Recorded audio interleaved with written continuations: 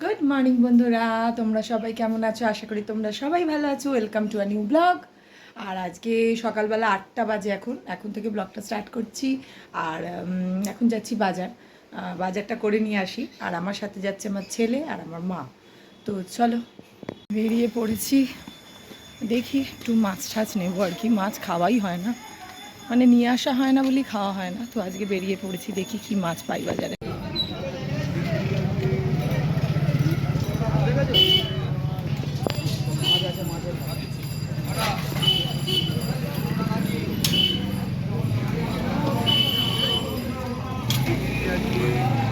চলো, চলে এসেছি বাজার থেকে। আর একটু চিকেন নিয়েছি, মানে ওই 1 কিলো মতন বোনলেস চিকেন নিয়েছি। আর নিয়েছি মাছ, মানে একটু কাতলা মাছ নিয়েছি। আর এখন চলে এসেছি ব্রেকফাস্ট করতে। আর এখন ব্রেকফাস্টে বানাচ্ছি চিজ স্যান্ডউইচ। কিছুই করবো না, আজকে দেরিও হয়ে গেছে, তাই জন্য ঝটপট একটু এখন বানিয়ে নিচ্ছি একটু চিজ স্যান্ডউইচ।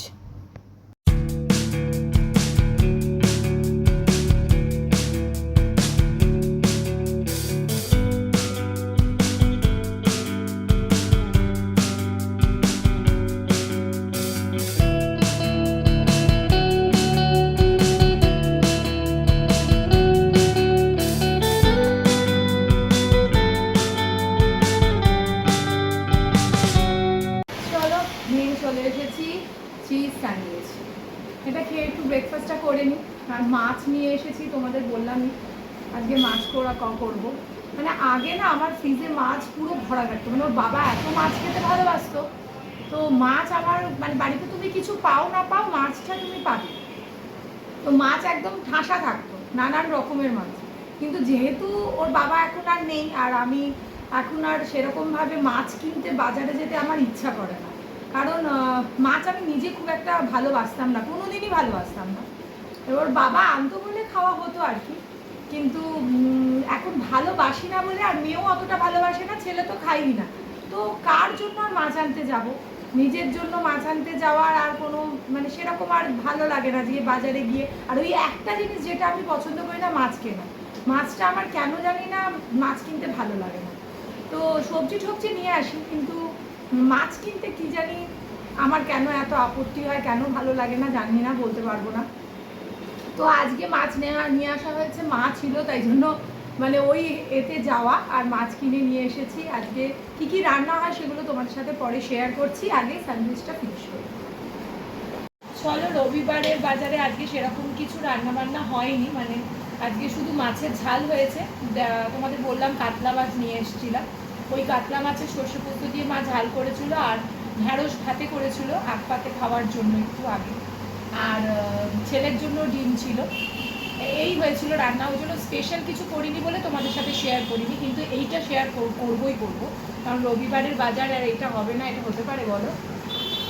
বৃষ্টির দিন আর এরকম ফিস্ট আর কর্নেটো, বলো তোমাদের বাড়িতেও কি কি হচ্ছে, মানে আজকে এরকম আইসক্রিম খাওয়া হয়েছে কিনা সেটা কিন্তু কমেন্ট সেকশনে অবশ্যই করে জানবে। চলো, হাঁটতে বেরিয়ে গেছি, একটু সন্ধেবেলাটা হাঁটছি মা আর আমি দুজনেই। আমরা সন্ধেবেলা হাঁটি, কিন্তু এত জল হয়ে যায় না নিচেটায়, তাই জন্য হাঁটতে পারি না। তো পাশের একটা গলি আছে, আমাদের ফ্ল্যাটের পাশেই একটা গলি আছে, ওইখানটায় হাঁটছি। এখানটা শুকনো আছে, তো ভাবলাম আজকে একটু হাঁটা যাক। অফিসের কাজও নেই, আজকে রবিবার ছুটি, তো সানডে বলে এখানে হাঁটতে চলে এসেছি। তাই একটু হাঁটছি, হেঁটে তারপরে ওপরে যাব, তারপর ডিনারের প্রিপারেশন রয়েছে। চলো, চলে এসেছি ডিনার করতে। আর আজকে ভাবছি, বাচ্চারা বললো যে একটু চিকেন রোল খাবে। আমি সকালেই চিকেন নিয়ে এসেছিলাম, তো ভাবলাম চিকেন রোলই করা যাক। কারণ তোমরা জানো যে আমি বাইরে থেকে সেরকম কিছু অর্ডার দিয়ে আনিয়ে বাচ্চাদের খাওয়াই না। বাইরের খাওয়াটা বেশিরভাগ আমি অ্যাভয়েডই করি।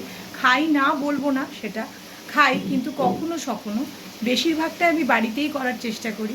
আর মোমো থেকে নিয়ে শুরু করে মোমো রেসিপিও তোমরা পেয়ে যাবে আমার চ্যানেলে। সমস্ত কিছু বাড়িতেই করার চেষ্টা করি, পিৎজা থেকে নিয়ে মোমো থেকে নিয়ে এগ রোল, সমস্ত কিছু বাড়িতেই ট্রাই করি।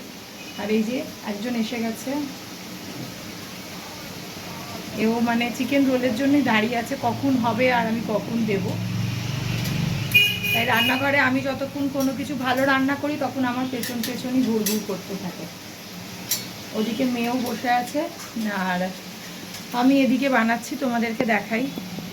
এই যে মাংসটা কষানো হচ্ছে, চিকেনটা, আর ওদিকে মা আটাটা মাখছে। চিকেনটা কষিয়ে নিই ভালো করে, তারপরে এগরোলটা বানাবো।